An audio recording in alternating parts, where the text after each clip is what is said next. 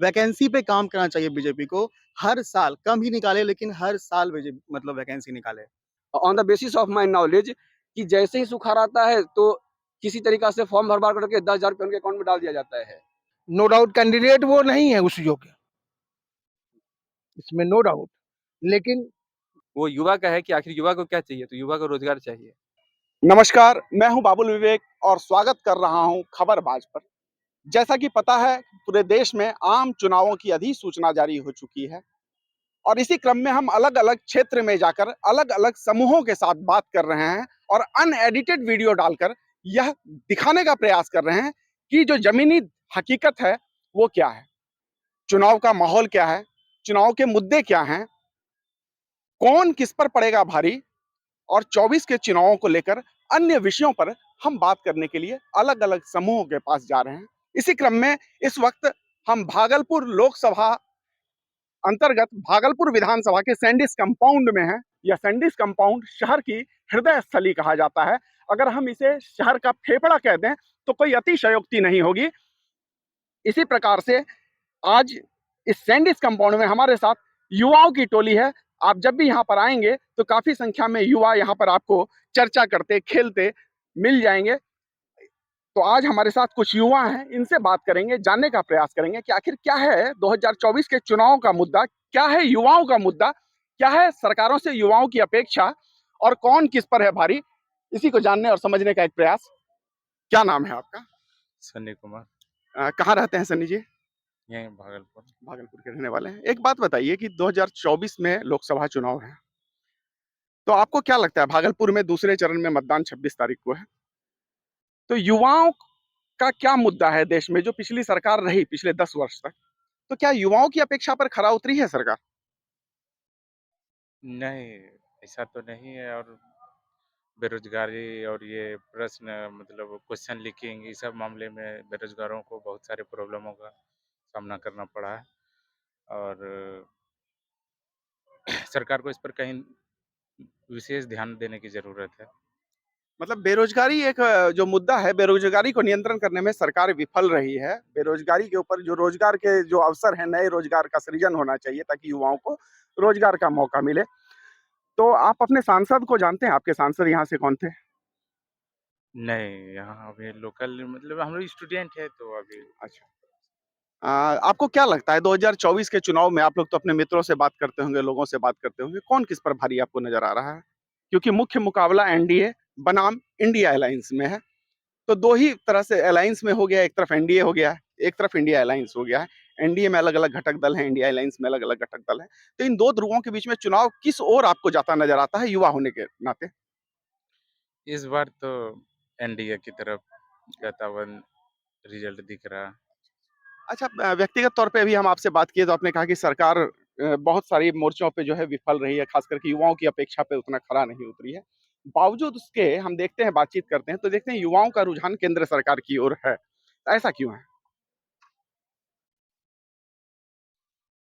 नहीं, अ, इंटरेस्ट नहीं। अच्छा, इंटरेस्टिंग। आपका नाम क्या है? जी, मोहम्मद फैसल आलम। फसल जी, आपको क्या लगता है युवा होने के नाते आपका मुद्दा क्या होगा चुनाव में? मेरा मुद्दा होगा सबसे ज़्यादा बेरोज़गारी। लोगों को रोज़गार मिलना चाहिए। आज लोगों को रोज़गार नहीं है ज़रा-सा भी। आप मार्केट में चले, आप खुद एक पत्रकार हैं, आप मार्केट में जाइए 4,000, 3,000, 5,000 इंटर पास, ग्रेजुएट लड़के को 4,000, 5,000 की नौकरी मिल जाए। बताइए 4-5,000 में क्या करेगा लोग? आप बताइए। और सारा जितना चोर है सब भाजपा में जा रहा है। जितना भ्रष्टाचार बोलता था भ्रष्टाचार मुक्त, आज सारा भ्रष्टाचार ही भाजपा में जा रहा है और शुद्ध साफ हो के निकल रहा है वहाँ से। ये सही बात है। तो एक तो रोजगार मुद्दा हो गया युवाओं का। अच्छा, शिक्षा कहीं से मुद्दा है क्या कि शैक्षणिक स्तर या जो शिक्षा इतनी महंगी हो गई है युवाओं के लिए, तो ये आपका कहीं से मुद्दा लगता है? बिल्कुल, बिल्कुल होनी चाहिए। क्यों नहीं मुद्दा होना चाहिए? आप देखिए भाजपा हर यूपी के हर जिले में 2-2 5 स्टार अपना भाजपा कार्यालय बनाता है, लेकिन कितना स्कूल और कॉलेज बनाया है? आप ही बताइए। अपना 7 स्टार दिल्ली में 7 स्टार 4200 करोड़ का अपना मुख्यालय बनाया। कांग्रेस 70 साल राज्य किया है, लेकिन आज तक झोपड़ी में ही गुज़ारा कर रही है। लेकिन आने के साथ दुनिया की सबसे अमीर पार्टी भाजपा, कहाँ से आ गए? आप देखिए ना चंदा इलेक्टोरल बोल देखिए कि बीप बीप चिल्लाती है गाय माता लेकिन उससे चंदा ले रही है भाजपा। ये क्या कर रही है? और दूसरी बात लोकल हम एक लोकल इंसान हैं, हम अपना कैंडिडेट चुनते हैं लोकल, हम सेंट्रल नहीं जाते। सेंट्रल क्या कर रहा है, हम अपना घर देखेंगे पहले। मोहल्ला क्या हो रहा है, शहर क्या हो रहा है, वो बाद में देखेंगे। पहले अपना घर होना चाहिए कि मेरे घर में खाने का पूर रहा है कि नहीं पूर रहा।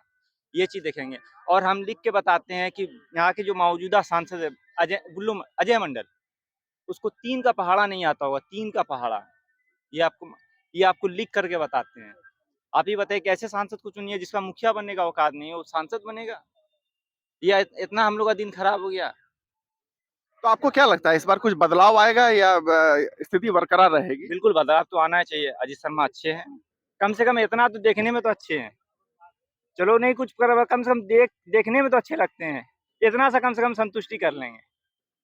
मतलब इससे दो अगर आप दोनों में तुलना करते हैं तो आपको अजीत शर्मा बेहतर नजर आते हैं। बेहतर हर एतबार से बेहतर है वो। कम से कम देखने में अच्छे लगते हैं। हम ये बोल सकते हैं कि मेरा सांसद है। आज तक बताइए एक भी वर्ड संसद में उसने आवाज उठाया हो भागलपुर के लिए, आप सुना दिए, कहीं से भी दिखा दीजिए। लेकिन अजीत शर्मा कम से कम आवाज जरूर भागलपुर के लिए उठाएंगे और भागलपुर में एयरपोर्ट जरूर बनना चाहिए। यहाँ के बिजनेसमैन को बहुत प्रॉब्लम होती है। एक भी भागलपुर में ट्रेन नहीं मिली है। गुड्डा में ट्रेन मिलती है, निशिकांत दुबे गुड्डा लेके जाते हैं, लेकिन भागलपुर में एक भी स्पेशल ट्रेन 10 साल में नहीं मिली है। कोई भी ट्रेन नहीं मिली है। यहाँ से जब गोड्डा स्टेशन बना था तो गोड्डा स्टेशन जब शुरू हुआ तो बहुत सारी ट्रेन रेलगाड़ियां भागलपुर से छीन के गई। उस समय एक सामाजिक और राजनीतिक कार्यकर्ता होने के नाते मैंने इस चीज का विरोध किया था और जिस दिन मैंने इस चीज का विरोध किया उसी दिन शाम में सांसद महोदय एक लेटर अपने फेसबुक पर इशू किए कि हमने डीआरएम को पत्र लिखा है कि यहाँ से रेलगाड़ी नहीं छीनी जानी चाहिए। तब जबकि 4 रेलगाड़ियां छीनी जा चुकी थी और 5वें को छीनने की तैयारी थी, तब हमने विरोध किया था और उन 4 रेलगाड़ियों पर उन्होंने कुछ नहीं कहा। 5वीं रेलगाड़ी जब हमने विरोध किया तो शाम में उन्होंने एक लेटर सिर्फ इशू करके अपने कर्तव्यों की तीसरी को कर लिया। उनको ऐसा नहीं लगा कि रेलगाड़ी को रुकना भागलपुर में जरूरी है। तो आपको क्या लगता है क्या कि सांसद जो आपका हो वो कैसा हो? सांसद वैसा हो जो काम कर सके, जो शहर का मुद्दा उठा सके। जाम देख लिया, अब जाम कितनी लगती है भागलपुर में, ये सब मुद्दा होना चाहिए। और यहाँ पर बिजनेसमैन, आप पटना के बाद अगर कोई बिहार का बड़ा शहर है तो वो भागलपुर। सबसे ज़्यादा बिजनेसमैन यहाँ पे होते हैं, तो इसको सुविधा मिलना चाहिए दिल्ली जाने के लिए, पटना जाने के लिए, कलकत्ता जाने के लिए। एयरपोर्ट बहुत ज़रूरी है यहाँ के लिए, ये मुद्दा होना चाहिए एयरपोर्ट। आई क्या क्या नाम है आपका? मेरा नाम साकेत हुआ। थोड़ा सा एक मिनट। साकेत जी आप यहीं के रहने वाले हैं, भागलपुर के? हाँ, हाँ, यहीं के हैं प्रॉपर। आपको क्या लगता है कि 2024 के चुनाव में युवाओं का मुद्दा क्या रहना चाहिए? मुद्दा तो ख़ैर बहुत सारा है। पहले तो अगर देखा जाए बीजेपी तो काम तो बहुत कर रही है, पहले से तो बेहतर ही है। और जैसा कि हम लोग जानते हैं development is a slow process. वो स्लो स्लो प्रोसेस है, मतलब वो धीरे-धीरे ही नज़र आएगा। ऐसा नहीं कि आप आँख आज सोएँगे और कल जो है बीजेपी आई तो आज आप मतलब सब कुछ चाहेंगे कि तुरंत चेंज हो जाए। जैसे वो बोल रहे थे कि एयरपोर्ट, तो एयरपोर्ट में समय लगेगा। ऐसा नहीं है कि तुरंत ही कुछ भी एयरपोर्ट यहाँ पे दे दिया जाए। मतलब बीजेपी है तो इसका मतलब नहीं कि आप उससे बहुत सारा अपेक्षा कर रहे हैं, ऐसा ज़रूरी नहीं है। धीरे-धीरे होगा और बेहतर तो हो रहा है भागलपुर, जैसा कि हम तो देख रहे हैं बेहतर हो रहा है, क्योंकि हम बचपन से यहीं पे हैं। पहले रोड का कंडीशन तो उतना सही नहीं था, अब धीरे-धीरे सही होते जा रहा है, फ्लाईओवर वगैरह बनाया जा रहा है और हर घर में जल आ रहा है जिससे, और लाइट की सुविधा बहुत अच्छी हुई है पहले से। लैंप में पढ़ते थे पहले हम लोग जब क्लास 7-8 में थे, अब लाइट नहीं कटती है, तो बहुत अच्छा है। मेरे मेरे अगर अगर मुझसे पूछे तो बीजेपी बहुत अच्छी सरकार है और बहुत अच्छा काम भी कर रही है। अच्छा लोग कहते हैं कि रोजगार का जो अवसर है वो युवाओं को नहीं मिला बीजेपी की सरकार में। रोजगार के अवसर काफी कम हो गए, जो बेरोजगारी का दर है वो काफी बढ़ गया। तो इस पे आपको क्या लगता है कि ऐसा कुछ नहीं है, रोज़गार अब ऐसा नहीं है कि आप सोचेंगे कि 2 लाख 3 लाख वैकेंसी निकाल दिया जाए, आप अब घर में तैयारी ही नहीं कर रहे हैं। जो तैयारी कर रहे हैं उनका जॉब हो रहा है, अब नहीं, जो तैयारी नहीं कर रहे हैं उनका जॉब कैसे होगा? एक है ना कि वैकेंसी जहाँ पे कि पहले 1 लाख निकलती थी, वो वैकेंसी अब घट के अगर 10,000 हो जाएगी तो 10,000 लोगों को ही मौका मिलेगा। तो लगभग 90% रोजगार जो है वो कम हो जाएँगे। तो आंकड़ा ये बताता है कि रोजगार जो है उसका अवसर कम हुआ है। हाँ, कम तो हुआ है, ये तो है, कम तो हुआ है। पहले बहुत ज़्यादा वैकेंसीज़ आती थी, अब तो आती नहीं है। बस वही सब सब लोग वेट करते रहते हैं रेलवे का वगैरह का। रेलवे भी वैकेंसी निकालती तो वही 4 साल 5 साल के बाद, बस वही चुनाव चुनाव में बस उस टाइम, और तो फिर उसके बाद कुछ वैकेंसी नहीं है। वैकेंसी पे काम करना चाहिए बीजेपी को, हर साल कम ही निकाले लेकिन हर साल मतलब वैकेंसी निकाले। उससे क्या होगा कि पढ़ने में भी मज़ा आएगा ना कि हर साल वैकेंसी आ रहा है। पता भी चलेगा कि इस बार मान लीजिए नहीं हुआ तो क्यों नहीं हुआ? अगले बार किस तरह से हम तैयारी करें? तो ये होना चाहिए, वैकेंसी तो बहुत बड़ा मुद्दा है ही बीजेपी के लिए। अच्छा, शिक्षा में कुछ बदलाव आपको नज़र आया है कि युवा होने के नाते लगा कि कहीं पे मोदी सरकार के आने के बाद शिक्षा के क्षेत्र में कुछ-कुछ बदलाव हुआ जो आपको ज़हन में हो, जो लगता हो कि हाँ, ये अच्छा बदलाव हुआ शिक्षा के क्षेत्र में? बिहार में तो नहीं कह सकते शिक्षा, बिहार में तो फिर नहीं हुआ है कुछ भी बेहतर। बिहार तो जैसा था वैसा ही है, आज भी स्कूल वैसा ही है, बच्चे पढ़ते कम हैं, वहाँ पे बस जाते हैं, बस ऐसे आ जाते हैं। टीचर्स का ज़्यादा मतलब झुकाव नहीं है। हाँ, इधर 1 साल से कुछ ठीक है, तो यही कहेंगे और यानी क्या। कि जो के पाठक के आने के बाद जो शिक्षा के हाँ, क्षेत्र में कुछ तो फिर सुधार ठीक हुआ है हुआ है। सरकारी शिक्षा हाँ, के क्षेत्र में। के पाठक के आने के बाद ठीक है शिक्षा। ठीक है। आपका नाम क्या है? मेरा नाम अमित कुमार है। अमित जी, आपको क्या लगता है युवाओं का मुद्दा क्या होना चाहिए? देखिए, मेरा मानना है कि युवाओं का जो भी मुद्दा है, उसमें सबसे पहले है ना रोज़गार प्राथमिक रूप से होना चाहिए। और जहाँ तक रोज़गार का बात है, तो अभी हाल के ही कुछ समय में देखा गया है कि पिछले 1 साल के दरमियान में बीपीएससी के थ्रू से जो शिक्षा विभाग में है ना 1 से 2 लाख के अप्रॉक्स जो वैकेंसी निकाली गई थी, उसके थ्रू से बहुत सारे युवा स्कूल में गए हैं। और उसके थ्रू से स्कूल में भी बहुत हद तक डेवलपमेंट देखने को मिला है, जैसे कि 1 टू 5, 6 टू 8 और 9th, 10th, 11th, 12th के लिए जो नए-नए शिक्षक आए हैं। तो अभी 1 डेढ़ साल से एजुकेशन में जो बदलाव आया है, वो देखने को मिला है। और इसके पीछे अगर जाके देखेंगे, इसके पीछे का रीज़न क्या था, तो कहीं न कहीं हमको लगता है कि तेजस्वी यादव के आने से, ठीक ना, उनका जो गठबंधन हुआ था नीतीश जी के साथ में, तो उनके आने से कहीं न कहीं चीज़ देखने को मिला, क्योंकि वो शुरू से ही इस चीज़ पे बात कर रहे थे कि हम रोज़गार लेके आएँगे, अगर हम सरकार में आए तो हम एटलीस्ट आपको कुछ रोज़गार देंगे।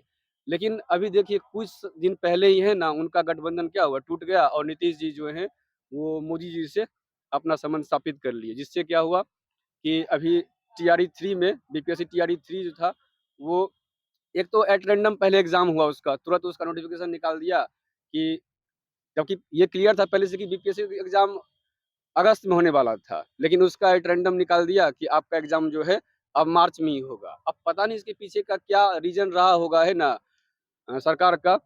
लेकिन फिलहाल 1 डेढ़ साल के जो ड्यूरेशन में देखने को मिला है, तेजस्वी जी का योगदान काफ़ी अच्छा रहा। अब बात करते हैं बिहार का, जैसे कि पिछले लोकसभा क्षेत्र में जैसे कि हम लोग हैं 39 सांसद जिता करके दिए थे मोदी जी को। तो मेरा एक बात कहना है, 26 सीट उनको 25 या 26 सीट मिलता है उनको कहाँ से? गुजरात से मिलता है। अगर देखा जाए तो दूसरे या तीसरे नंबर पे आता है हमारा बिहार, संसद के मामले में 39 सीट दे करके हम मोदी जी को यहाँ से भेजे।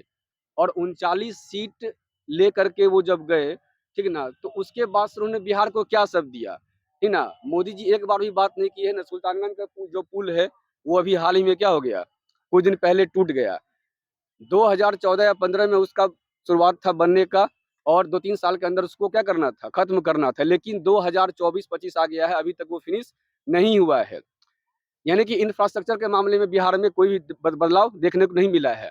हाँ, ये निश्चित है कि 15-20 साल में जब से नीतीश जी आए हैं, तो सड़क या जो भी मतलब कि बदलाव होना चाहिए था, वो ग्रेजुअली वो बदलाव हो रहा है।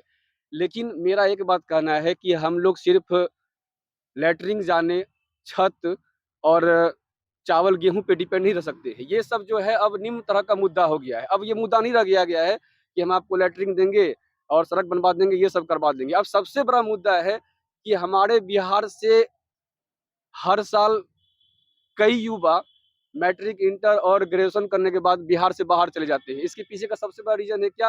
कि क्वालिटेटिव एजुकेशन नहीं है यहाँ पे। बच्चे 9th 10th करते हैं, 12th करते हैं, उसके बाद उनके पास रोज़गार तो उस तरह का है नहीं। अब डिपेंड ये भी करता है क्या कि गवर्नमेंट जॉब को लेकर के, ये निश्चित है कि गवर्नमेंट जॉब नहीं दिया जा सकता है उतने बंच में 1 करोड़ 2 करोड़ उस तरह से नहीं जा सकता है।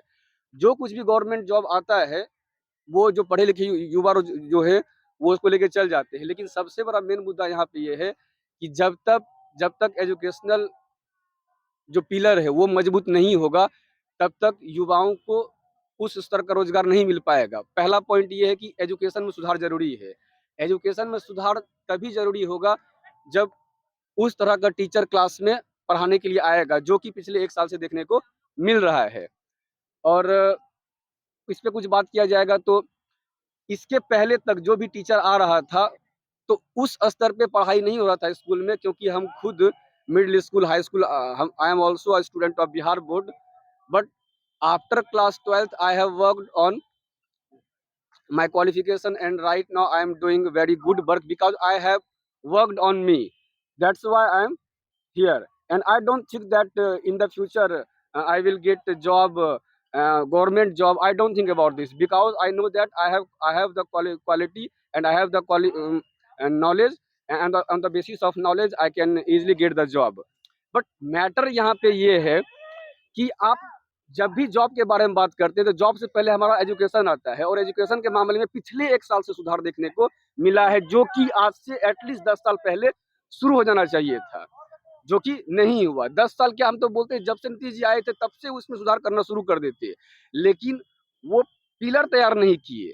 अभी एक चीज और बना हुआ है कि अभी देखिए है ना कि हमारे पूरे बिहार में है ना, हमारा बिहार 2 रीजन में बचा हुआ है, एक साउथ रीजन, एक नॉर्थ रीजन। अब बोलेगा ये क्या मतलब हुआ, साउथ में सुखाड़ है और नॉर्थ में बाढ़ है, ठीक। और अभी देखने को मिलता है क्या कि ये हमारे मुख्यमंत्री जी का एक चीज हमको कहना है कि पिछले 15 साल में हम ये एक चीज देख पा रहे हैं, on the basis of my knowledge, कि जैसे ही सुखाड़ आता है तो किसी तरीका से फॉर्म भर करके 10,000 रुपये उनके अकाउंट में डाल दिया जाता है कि भाई सूखा है, चलो भाई इससे आपको निकाल दिया जा रहा है। हमारे साइड बाढ़ आता है तो जितना भी बाढ़ पीड़ित एरिया है, जितना भी फ्लड विक्टिम्स एरिया है, उस क्षेत्र में हर खाते भागलपुर में जो स्मार्ट सिटी की योजना है, उसका बहुत ज़्यादा असर आम जन को, उसका बहुत ज़्यादा फायदा नहीं मिला है और एक व्यवसायीकरण कर दिया गया है। ऐसा लग रहा है कि यहाँ पर फंड को खर्च करने की जो है वो जल्दी दिखाई देती है अधिकारियों में। हमारे साथ एक सामाजिक कार्यकर्ता अनुज सिंह जी हैं, इनसे भी बात करते हैं, जानने का प्रयास करते हैं। अनुज भाई, क्या होना चाहिए मुद्दा देश में चुनाव का? देखिए, इस आम चुनाव में मुद्दा 2 ही है। एक तरफ 400 पार, दूसरी तरफ 400 पार नहीं होने देने का। बाकी आम लोगों से, जनता से रिलेटेड जो भी मुद्दे हैं, वो सब गॉन हो गए हैं। मुद्दा होना चाहिए था शिक्षा, मुद्दा होना चाहिए था रोजगार, मुद्दा होना चाहिए था व्यापारियों का, मुद्दा होना चाहिए था इंडस्ट्रियलिस्ट का, उच्च शिक्षा का। आज आप देखिए, आप जिस शहर में हैं, यहाँ पे एक मेडिकल कॉलेज है, एक इंजीनियरिंग कॉलेज है, एक कृषि कॉलेज है, विश्वविद्यालय है, मगर उच्च शिक्षा का क्या दुर्दशा है इस भागलपुर में, शायद आपको पता होगा। तो पूरे मिला-जुला के मैं यही कहूँगा कि 2 पार्ट में ये बँटा हुआ है। एक तरफ है हिंदू बचाओ, दूसरी तरफ है सेक्युलरिज़्म, बाकी कुछ नहीं है। जनता को बस यूज़ किया जा रहा है एक मशीन पे उँगली दबाने के लिए, और जनता से किसी को कोई सरोकार नहीं है। आप बताइए, पहले से ही हम चिल्ला रहे हैं 400 पार, वो दूसरी तरफ वाले कह रहे हैं कि नहीं जी इस बार 400 पार नहीं। या तो ये लोग पहले से, इन लोगों को पता है कि हम 400 पार कर जाएंगे, इनको पता है कि हम 400 नहीं लाने देंगे। तो ये कहीं ना कहीं जनता के साथ शुद्ध रूप से छलावा हो रहा है। कोई आप देखें किसी भी टीवी चैनल पे उठा के, क्या विषय वस्तु पे बात होती है? क्या बेरोजगारी पे, महंगाई पे? आज आप देखें, जीवन रक्षक सबसे जरूरी चीज दवा होता है, और दवा का दाम विगत 2 सालों में 50% से ज्यादा बढ़ा है। आप किसी भी गूगल करके देख लीजिए, आपको पता चल जाएगा। सबसे इम्पोर्टेंट शुगर का, बीपी का, कैंसर तक की दवा 200% बढ़ गई है। ये तो पढ़ के ताज्जुब लगता है कि किस जगह हम लोग जी रहे हैं, जहाँ पे जिसको कि फ्री होना चाहिए था उसका दाम 200% बढ़ाया जा रहा है। तो ये सब विषय, अच्छा, सबसे ज्यादा युवाओं को भड़काया जा रहा है। युवा या तो वो एनडीए गठबंधन हो या इंडी जो गठबंधन है, ये लोग युवाओं को सिर्फ बरगलाने का काम कर रहे हैं। सेक्युलरिज्म और हिंदुत्व, ये मुद्दा इस देश को विनाश की ओर ले जा रहा है। तो आपको क्या लगता है कि 24 में कुछ परिवर्तन की उम्मीद नजर आती है, या राजनीति अभी उसी दिशा में? आपको क्या लगता है व्यक्तिगत, जो आप एक सामाजिक कार्यकर्ता होने के नाते जो समाज में घूमते हैं, तो आप क्या पाते हैं? आपको लगता है कुछ बदलाव की आशंका है, के आसार हैं? देखिए, इस चुनाव में तो बहुत निराशा दिख रहा है लोगों के अंदर। कोई इंटरेस्ट नहीं है चुनाव को लेके। लोग स्वतः ही, एक तरह से समझिए कि एक गाड़ी है, वो चल रही है और अपने डेस्टिनेशन पे पहुंच जाएगी। मतलब मुझे तो बहुत अभी विगत भविष्य में कुछ बदलाव दिखता नजर नहीं आ रहा है। वो लोगों को जो आर्टिफिशियल एक तालाब बना के दिखा दिया, मृग तृष्णा, आपने सुना होगा कि यहाँ से देखते हैं गर्मी के दिनों में रोड पे पानी दिखता है, तो वही पानी दिख रहा है मुझे, और बहुत आशा की किरण नहीं दिख रही है, मगर मैं ये विश्वास ज़रूर है कि आने वाले समय में कुछ ना कुछ शिक्षा पे, स्वास्थ्य पे, जो ज़रूरी चीज़ें हैं, उस पे बदलाव आनी चाहिए युवाओं पे। उस पे जैसे अभी आपने सुना एक भाई साहब बहुत अच्छा बोला उन्होंने कि स्मार्ट सिटी का काम हुआ, मगर आम लोगों से उसको काट दिया गया। आज यहाँ पे चार्ज लिया जाता है। क्यों भाई? वो पैसा टैक्स का पैसा था ना। आप ये डेवलपमेंट किसके पैसे से किए? टैक्स के पैसे से। आप कह रहे हो कि हम मेंटेनेंस मेंटेनेंस कर रहे हैं। कौन-सा मेंटेनेंस कर रहे हो भैया? स्मार्ट सिटी में ऑलरेडी मेंटेनेंस का पैसा रहता है, तो टैक्स के पैसे पे ही टैक्स ले रहे हो, ये तो खून चूसना। अंग्रेजों वाला अंग्रेज चले गए, अंग्रेजियत नहीं गई। मैं यही कहना चाहूँगा। स्मार्ट सिटी को लेके क्या जो सरकारों की जो नीतियां हैं वो स्पष्ट नहीं कि स्मार्ट सिटी में क्या काम करना है, कैसे करना है। ये क्या स्थानीय अधिकारियों को, स्थानीय जो अथॉरिटीज हैं उनको पूरा फ्री हैंड दे दिया गया है काम करने के लिए। जो इस प्रकार का स्मार्ट सिटी में काफी अनियमितताएं नजर आ रही, काफी शिकायत आती है अनियमितताओं की, तो आप इसका क्या कारण है? स्मार्ट सिटी में देखिए ये बहुत कॉन्फ्लिक्ट है। कहीं कुछ नियम चल रहा है, कहीं कुछ नियम चल रहा है। जैसे बहुत सारा स्मार्ट सिटी में कोई पैसा नहीं लिया जाता। भागलपुर में स्मार्ट सिटी मतलब सिर्फ सैंडिस कंपाउंड है, और सैंडिस कंपाउंड में भी कंपनी को अलॉट कर दिया गया है। कंपनी का एक नियमावली बना था। मुझे याद है कि हम सामाजिक कार्यकर्ताओं को भी पूर्व के नगर आयुक्त ने बुलाया था। उसमें साफ था कि मॉर्निंग वॉकर से कोई पैसा नहीं लिया जाएगा। पार्किंग का मॉर्निंग वॉकर से पैसा लिया जा रहा है। कैफे वहाँ पे जो चिल्ड्रंस पार्क है, 5 रुपया लिया जाएगा, 10 रुपया लिया जा रहा था। इनफैक्ट उन्होंने ये भी कहा था कि इवनिंग में भी मॉर्निंग वॉकर से ना लिया जाए।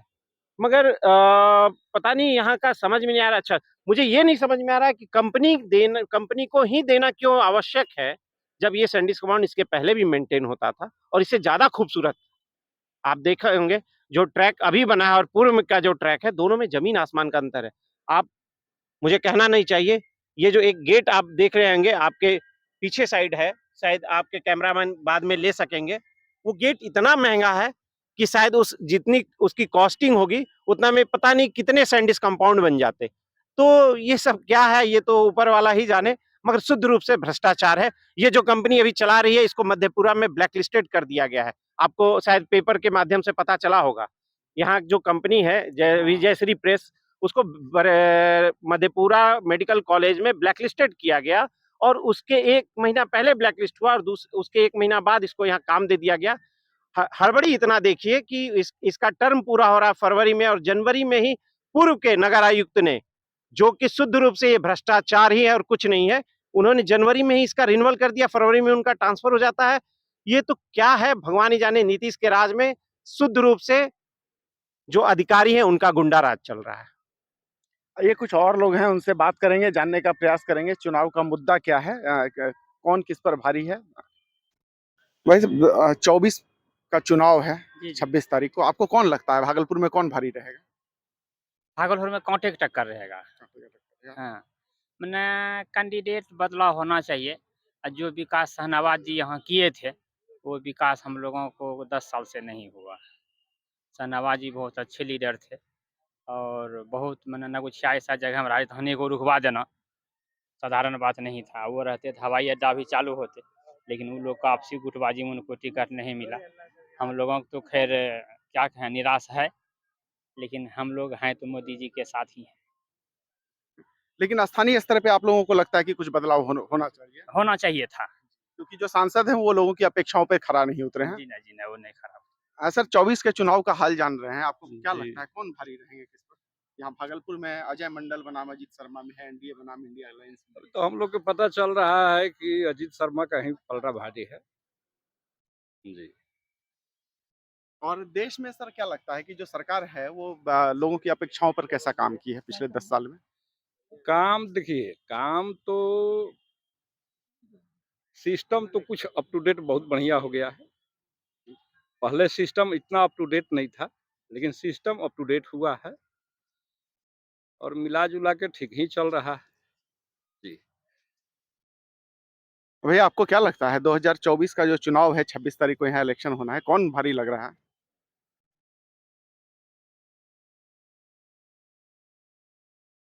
भारी अगर कहा जाए तो नरेंद्र मोदी को देखते हुए तो होना तो चाहिए, मानवता के नाते और विजन प्लानिंग व्यू के हिसाब से। अजय मंडल जी भारी दिखनी चाहिए और अपेक्षा तो है कि अजय मंडल जी की लेकिन जीत होनी चाहिए। नो डाउट कैंडिडेट वो नहीं है उस योग्य, इसमें नो डाउट, लेकिन मोदी जी की लहर में और मोदी जी को विजन में रखते हुए अगर आप, हम तो ये, मेरा तो सोच यही कहता है सर। बहुत सारे लोगों का ये कहना है कि सांसद जो है वो अपेक्षाओं पे खरा नहीं उतरे, बावजूद इसके हम ऊपर देख के वोट करेंगे। यस, तो आप उस दृष्टिकोण मैं से उस दृष्टिकोण से ही कह रहा हूँ और लोगों को सोचना चाहिए, एक बार इस बात का जरूर ध्यान रखना चाहिए, जो देश हित और राष्ट्र हित के विषय में सोचेंगे तो उनको ये सोचना चाहिए, मोदी जी को देखते हुए इनको सहमति करनी चाहिए और अपेक्षा ये करें आगे अच्छा होगा। जो इनसे निगेटिविटी है वो निगेटिविटी नहीं होगी, ये बात मेरा अपना जो। लेकिन हम जो लोगों लोगों से जब बात करते हैं तो लोग कहते हैं, क्योंकि जो सांसद हमारे हैं उनका ये काम होता है कि हमारे क्षेत्र में जो मोदी जी की योजना है या सरकार की योजना है उसको लाएं, और उसमें हमारे सांसद पूरी तरह से विफल रहे हैं। तो हम मोदी जी को अगर वोट देख के भी देंगे तो हमारे सांसद क्योंकि उस लायक योग्य नहीं है, ऐसा लोगों का कहना है, ऐसा हम नहीं कह रहे हैं। तो गार्जियन अगर सही होंगे तो बच्चे ऑटोमेटिक कुरास्ते पे भी जा रहे हैं तो सही रास्ते पे आ जाएंगे। तो मैं अपेक्षा करता हूं कि मोदी जी ऐसे गार्जियन, तो उनके नेतृत्व में जाकर काम होगी तो वो सभी लोग सुधर जाएंगे। गार्जियन होना चाहिए सुधारने वाला। आइए और भी कुछ लोग हैं, उनसे बात हाँ। करते हैं, जानने का प्रयास करते हैं। क्या लगता है 24 में कौन है भारी? ये हम कैसे अकेले डिसाइड कर नहीं सकते नहीं, आप हम आपसे आपका राय नहीं पूछ रहे। आप, हम लोग एक सामाजिक प्राणी हैं, एक दूसरे से बात करते हैं, समाज में रहते हैं, शायद हमारे मित्र हैं, तो बहुत जगह पे हम सुनते हैं, लोगों की चर्चा सुनते हैं। तो आपको उस हिसाब से क्या लगता है कि कौन भारी पड़ रहा है? ये हम नहीं बता सकते हैं। ये नहीं बता सकते। मुद्दा क्या होना चाहिए युवाओं का? हाँ, मुद्दा युवाओं का होना चाहिए कि सबसे बड़ा मुद्दा उनका भविष्य होता है, रोजगार। ये सबसे बड़ा मुद्दा होना चाहिए। तो जो केंद्र सरकार है पिछले 10 साल में इस विषय पर आपके हिसाब से कैसा काम की? हाँ, मुझे मोदी से को सपोर्ट कर सकते हैं, लेकिन 2-4 सवाल हैं जिसका जवाब चाहिए। जैसे रेलवे में 3 लाख सीट खाली है और भी अदर-अदर डिपार्टमेंट में खाली है। तो उसको वो फ़ील नहीं करते, तो हो सकता है उसका कोई रीज़न हो, उनको उनका कोई विज़न हो। तो उनको बताना चाहिए पहले कि आखिर रीज़न क्या क्या है ऐसा? अगर वो इस बात को बताते हैं, तो फिर हम भी मतलब हमको ठीक लगेगा। तो मोदी जी आपके हिसाब से कैसा, मोदी जी आपकी अपेक्षा पे कैसा काम किए हैं 10 साल में? देखिए, क्या है कि केवल एक सरकारी नौकरी ही मुद्दा नहीं होता है। मुद्दा होता है एजुकेशन। तो बहुत सारा इनोवेशन हो रहा है, जैसे न्यू एजुकेशन पॉलिसी आया है, डिफेंस में अच्छा काम कर रहे हैं। लेकिन युवा का आप बात किए तो हम बस ये बताएँ कि वो भी मेरा पर्सनल नहीं है। वो युवा का है कि आखिर युवा को क्या चाहिए? तो युवा को रोज़गार चाहिए। गवर्नमेंट सेक्टर में जैसे बहुत सारे लोग अभी अप्लाई करते हैं, 40 लाख लोग अप्लाई करते हैं एसएससी में, तो आखिर आप इतना सारा डिपार्टमेंट है, रेलवे का डिपार्टमेंट है। वो लोग अपना पूरा जीवन दे चुके हैं उधर प्रिपरेशन करने में, तो आप अगर नहीं निकाल रहे तो आप पहले ही बता दीजिए कि हम नहीं निकालेंगे, या नहीं निकाल रहे तो क्यों नहीं निकाल रहे? लोगों का कहना है कि सब लोग सरकारी नौकरी, ऐसा सरकार समर्थकों का कहना है कि सब लोग अगर सरकारी नौकरी ही खोजेंगे तो ये संभव कहाँ से होगा? पकौड़ा बेचना भी रोजगार है, ठेला लगाना भी रोजगार है। तो अगर आप मेहनत कश होंगे तो रोजगार करके खा लेंगे। तो आपको क्या नहीं लगता कि सरकार का भूमिका होना चाहिए रोजगार देने में, या आप भी मानते हैं कि वो भी रोजगार है? उस माध्यम से भी लोग कमा सकते हैं। अगर प्राइवेट सेक्टर में अगर इतना अच्छा इनकम हो जाए, ठीक है, और जो भी सिक्योरिटी गवर्नमेंट में मिल जाता है वैसा मिल जाए, तो हमें नहीं लगता कि कोई गवर्नमेंट नौकरी के ही पीछे जाएगा। तो सरकार ऐसा ही सिस्टम कर दे, प्राइवेट प्राइवेट फर्म को भी इतना मजबूत कर दे कि वो पूरा जितना इंडिया का जो यूथ है सबको एम्प्लॉय कर पाए। अभी भी तो लोग बेरोजगार है ना, प्राइवेट फर्म तो काम कर ही रहा है, फिर भी तो लोग बेरोजगार हैं। तो प्राइवेट फर्म को ही मजबूत कर दीजिए, या फिर सेंट्रल गवर्नमेंट में आपको नौकरी देना चाहिए। क्या नाम है आपका? सोनू कुमार नाम। आपका नाम क्या है? गुलशन कुमार। गुलशन जी, आपको क्या लगता है 24 में किसका पलड़ा भारी नज़र आ रहा है? बीजेपी का। बीजेपी का। और स्थानीय स्तर पे जो सांसद हैं आपके, उनके कार्य कैसे आपको लगे हैं? अच्छे नहीं। अच्छे नहीं लगे हैं। तो सांसद से नाराज़गी है, बावजूद उसके आपको क्या लगता है कि सा आप जो वोटिंग का पैटर्न रहेगा, वो सांसद को देख के रहेगा या ऊपर को देख के रहेगा? बीजेपी गवर्नमेंट में सांसद को देखकर कभी वोट नहीं गया है। मोदी को देख कर वोट गया। उसी पे वोट भी पड़ेगा। इस बार भी उसी पे जाएगा। तो मुद पर्सनली जब ये यहाँ के जो एमपी पर वोट जाना था उस पे उसको देख कर कोई नहीं देगा वोट। क्या वो क्षेत्र में कभी नहीं घूमे हैं। जो यहाँ का एमपी है चाहे चाहे अजीत शर्मा भी है, ये दोनों आपस में कभी रोका गबर पर काम नहीं किए हैं। बस नाम पर वो जो बीजेपी से है उसके नाम पर वोट जाया जाएगा, मोदी के नाम पर जगह जाएगा वोट। मोदी के नाम पे ही जाएगा। पूरे भारत में तो वही मोदी के नाम पर वोट जाएगा। कोई पर्सनली अब किसी को टिकट दो मोदी के नाम पर जीत जाएगा। यानी कि जो जनप्रतिनिधि हमारे हैं उनको नहीं देखते हुए लोग ऊपर देख के वोटिंग करेंगे मोदी जी का या केंद्र सरकार के कामों को देख। प्रतिनिधि अकेले खड़ा हो जाएगा, उसको 10 हजार वोट नहीं मिलने वाला है। मोदी के नाम पर मिल जाएगा वोट। आपको क्या लगता है? मुझे भी सेम वही प्रोसेस लगता है कि मोदी जी के नाम पे भाजपा को वोट मिलेगा। हाँ। लेकिन यहाँ के जो सांसद हैं, अभी जो स्थानीय सांसद हैं जी। या इसके पहले वो नाथनगर क्षेत्र के 2 बार विधायक रहे हैं, ना वो कभी आए हैं, ना कभी उन्होंने काम किया है। उनका बैकग्राउंड क्या है, ये भागलपुर की जनता को पता है कि उनका बैकग्राउंड क्या है। मोदी जी के चेहरे की वजह से उनको पिछला वोट मिला है, लेकिन इस बार उन्हें यहाँ से मुझे नहीं लग उम्मीद है कि इस बार वो जीत पाएँगे। आपका नाम क्या है? मेरा नाम नौशाद खान है और अब एक बात बताइए नौशाद जी कि लोकतंत्र हम लोगों को अधिकार देता है कि हम अपना विधायक चुने और विधायक मुख्यमंत्री चुने, हम अपना सांसद चुने और सांसद मिलकर प्रधानमंत्री चुने। ये लोकतंत्र की प्रक्रिया है। अगर हम और आप सीधा प्रधानमंत्री चुनने लग जाएंगे तो सांसद फिर क्या करेगा? देखिए एक्चुअली क्या है कि अभी हमारे देश में मैं मुसलमान हूँ, हो सकता है लोगों को बात बुरी लगे, अभी हमारे देश में डेमोक्रेसी नहीं है, डिक्टेटरशिप की ओर हमारा देश जा रहा है। आप अपोजिशन के किसी भी लीडर को देखें, जब चाहते हैं उठाओ जेल में डाल दो। क्या विपक्ष में कोई ऐसा नेता नहीं है जिसने भ्रष्टाचार नहीं किया हो? ऐसा कोई नेता नहीं है? जो भ्रष्टाचारी है, वो वॉशिंग मशीन में जाके वहाँ धुल जाता है। ज़्यादा बोलने से क्या होगा कि एक मुसलमान होने के नाते मुझे कुछ और भी समझा जाएगा, कुछ और बोला जाएगा। परसेप्शन जो आप उस चीज से परहेज है या डर है उस चीज का कि कहीं वो बिल्कुल डर है। परसेप्शन जो बिल्ड किया बिल्कुल। जाएगा वो नहीं लेकिन जहाँ देश की स्थिति है, उस हिसाब से मोदी जी को इस बार नहीं आना चाहिए और ना कांग्रेस को आना चाहिए। कोई तीसरी पार्टी अगर जीत के आए तो वो देश का भला कर सकती है। तो आपको कौन लगता है निकट भविष्य में आपको कौन लगता है कि कांग्रेस और भाजपा के अलावे देश की राजनीति में आपको कौन लगता है कि जो आने वाले समय में अगर आए तो देश आम आदमी पार्टी, उन्होंने काम किया है। अब उनके बनाए हुए स्कूल को, अस्पतालों को देख सकते हैं। बिजली फ्री, लेडीज़ के लिए बस सेवा फ्री, ये आप देख सकते हैं। काफी अच्छा लगा बात करके आपसे। ठीक है। तो ये इस वक्त मैं भागलपुर के सैंडिस कंपाउंड से आपको दिखाना चाह रहा था कि क्या है भागलपुर में युवाओं के मुद्दे 2024 के चुनाव में किसका पलड़ा किस पर भारी है, युवाओं के मुद्दे क्या हैं, सरकार ने युवाओं की अपेक्षा पर कैसा कार्य किया है, यह धरातल से मैं दिखाने का प्रयास कर रहा था और आगे भी हम ऐसे ही वीडियोस को आपको दिखाते रहेंगे। अनएडिटेड वीडियोस रहेंगे बिल्कुल, जो कि आपको जो धरातल की वास्तविक स्थिति है वह उसका भान हो जाए, धरातल की वास्तविक स्थिति आपको नजर आए, इसके लिए अनएडिटेड वीडियोस को डालते रहेंगे। बने रहिए खबरबाज के साथ। धन्यवाद, नमस्कार।